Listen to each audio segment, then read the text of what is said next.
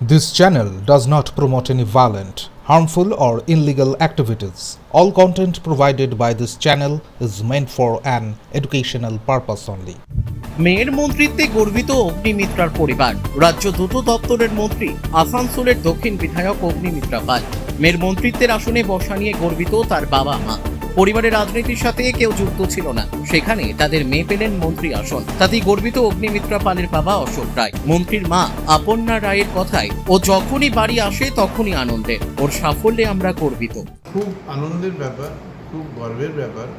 আমরা তো জীবনে কোনোদিন আমাদের ফ্যামিলি কেউ রাজনীতি ছিল না, তো একটা এক্সাইটমেন্ট আর কি। আর খুব আশাপ্রদ যে আগামী দিনে খুব ভালো কাজ করবে, কেন ও কাজ পাগল এখন, মানুষের জন্য কাজ করতে চায়। মোদিজির মন্ত্রে দীক্ষিত। ও যেখানে যেখানে কাজ থাকবে, অবস্ট্রাগল থাকবে, ও লড়াই করে সমস্ত করে অনেস্টির সঙ্গে প্রচণ্ডভাবে পরিশ্রম করে কাজও করে যাবে এবং ভালো কাজ করবে। যখনই আসে তখনই আমাদের দারুণ আনন্দের ব্যাপার। সে মন্ত্রী হয়ে আসুক আর না হয়ে আসুক, যে আসবে তো একটা অ্যাচিভমেন্ট করেছে ও, সেটাতে একটা আলাদা একটা আমরা প্রাউড ওর জন্য। তো যা আসে সেই রকমই, নতুন রকম কিছু আর কি, যে বরণ করা টরণ করা সেরকম বলছে কিছু না, যেভাবে ওকে নিই সেভাবে নিই।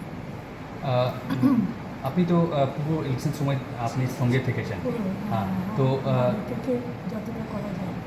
কীরকম অ্যাজ এ মাদার কীরকম সাপোর্ট করেছেন? হ্যাঁ,